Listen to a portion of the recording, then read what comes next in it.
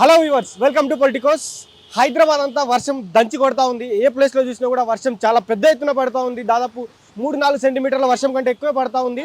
So మనం ఇక్కడ ఏదైతే రోడ్డు పైన చూసుకున్నట్లయితే కూడా దాదాపు ఎక్కడ చూసినా కూడా వర్షం నీరంతా నిండిపోయి రోడ్లు గుంతలు ఇవన్నీ కూడా ఇక్కడ నిండిపోయి ఉన్నాయి. సో వరద కూడా చాలా బీభత్సంగా రోడ్డు మీద పోతా ఉంది. ఏదైతే మనం చూసుకున్నట్లయితే రోడ్డు పైన చాలా పెద్ద ఎత్తున వరద పోతా ఉంది. సో ప్రజలు కూడా చాలా ఇబ్బందులు ఫేస్ చేస్తూ ఉన్నారు. ట్రాఫిక్ కూడా చాలా ఎక్కువగా ఉంది. సో ప్రజలు ఎక్కడికి కూడా ప్రయాణించడానికి పరిస్థితి ఉంది. సో ఈ రానున్నటువంటి 3-4 రోజుల్లో కూడా చాలా పెద్ద ఎత్తున వర్షం ఉందని కూడా చెప్తా ఉన్నాం. ఎందుకంటే బంగాళాఖాతంలో ఏర్పడినటువంటి అల్పపీడనం ద్వారా అటు ఆంధ్రప్రదేశ్, కోస్తా, ఉత్తరాంధ్రలో కూడా అటు వర్షాలు పడే అవకాశం ఉంది. అదేవిధంగా ఇక్కడ తెలంగాణలో దాదాపు హైదరాబాద్ కావచ్చు, అటు ఏదైతే రామగుండం ఆ ప్లేస్లో ఎక్కువ వర్షం పడే అవకాశం ఉంది. అటు ఆదిలాబాద్, నిజామాబాద్లో కొంచెం మోస్తారు వర్షాలు పడే అవకాశం ఉంది. అటు హన్మకొండలో తొలకరి చినుకులు పడే అవకాశం ఉంది. అదేవిధంగా మనం చూసుకున్నట్లయితే హైదరాబాద్లో ఉన్నటువంటి ఏదైతే ఇది హైడ్రా సిబ్బంది కావచ్చు, మాన్సూన్ సిబ్బందులు కావచ్చు, జిహెచ్ఎంసీ అధికారులు కావచ్చు, వాళ్ళంతా కూడా ప్రజలకు అప్రమత్తంగా ఉండాలని చెప్పేసి కూడా చెప్పడం జరిగింది. రాష్ట్రం అంతా ప్రస్తుతం అయితే ఎల్లో అలర్ట్ నడుస్తూ ఉంది. సో దాంట్లో భాగంగా ముఖ్యంగా ఇక్కడ హైదరాబాద్లో ఎక్కువ వర్షాలు అయితే పడతా ఉన్నాయి. ఎందుకంటే మనం చూసుకున్నట్లయితే చాలా పెద్ద ఎత్తున వరద పోతా ఉంది రోడ్డు పైన కూడా. సో ప్రజలందరూ కూడా చాలా ఇబ్బందులు ఫేస్ చేస్తూ ఉన్నారు.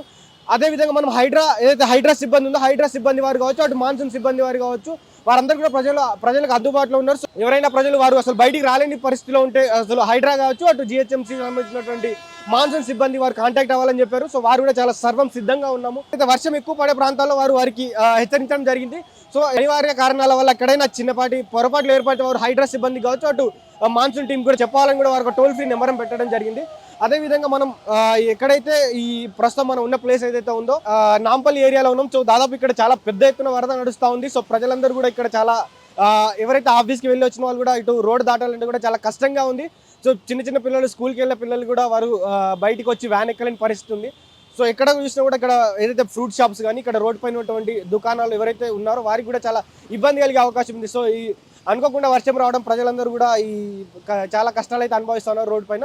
సో ఏదైతే మనం చూసుకున్నైతే రోడ్డు పైన కూడా నాలాలు చాలా పెద్ద ఎత్తున నిండిపోతూ ఉన్నాయి. సో రానున్నటువంటి రోజులు కూడా ఈ నాలాలన్నీ కంప్లీట్ చేసి ప్రజలకు ఇలాంటి ఇబ్బంది కాకుండా ఈ అండర్ గ్రౌండ్ డ్రైనేజ్ని ఆ పనులు కూడా మొత్తం పూర్తి స్థాయిలో పూర్తి చేసి ప్రజలకు తొందరలోనే ఈ రోడ్డు పైన ఈ నీళ్ళు ఆగకుండా ఏదో ఒక ప్రక్రియను అయితే రాష్ట్ర ప్రభుత్వం చేపట్టాలని ఇక్కడ ఉన్నటువంటి ప్రజలు కూడా యోచిస్తూ ఉన్నారు. సో ఇది ఇప్పటివరకు update. State to Politicos media. This is Srikanth with video journalist Lokesh Goud from Hyderabad.